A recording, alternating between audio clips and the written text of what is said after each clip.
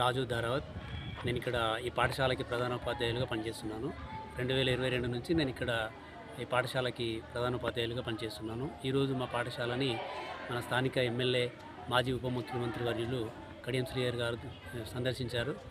మొత్తం క్షుణ్ణంగా అన్ని పరిసరాలను పరిశీలించడం కాకుండా వంటగది, స్టోర్ రూమ్ అన్నీ చూశారు. చుట్టూ పరిసరాలను చూసి ఇక్కడ కొంచెం ఈ గ్రౌండ్ లెవెలింగ్ బాగాలేదని చెప్పి ఇంజనీరింగ్ వాళ్ళకి వెంటనే సూచనలు ఇవ్వడం జరిగింది.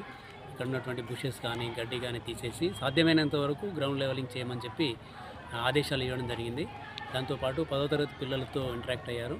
పిల్లలను యోగక్షేమాలు అడిగి తెలుసుకోవడమే కాకుండా వాళ్ళ గోల్స్, వాళ్ళని ఇన్స్పైర్ అయ్యే విధంగా ప్రోత్సహిస్తూ మాట్లాడారు.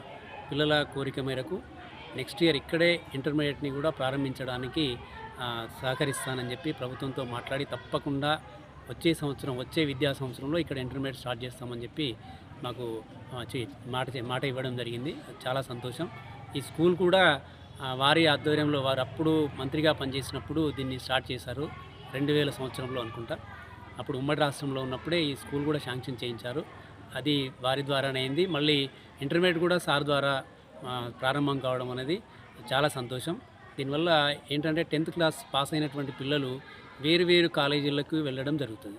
ఒక్కొక్కసారి ఏమవుతుందంటే తల్లిదండ్రులు బయట ఉండేటువంటి పరిస్థితులకు భయపడి ఒక అభద్రతా భావంతో వాళ్ళకి పెళ్ళిళ్ళు చేయడం, లేదంటే చదువు మాన్పించడం చేస్తూ ఉంటారు.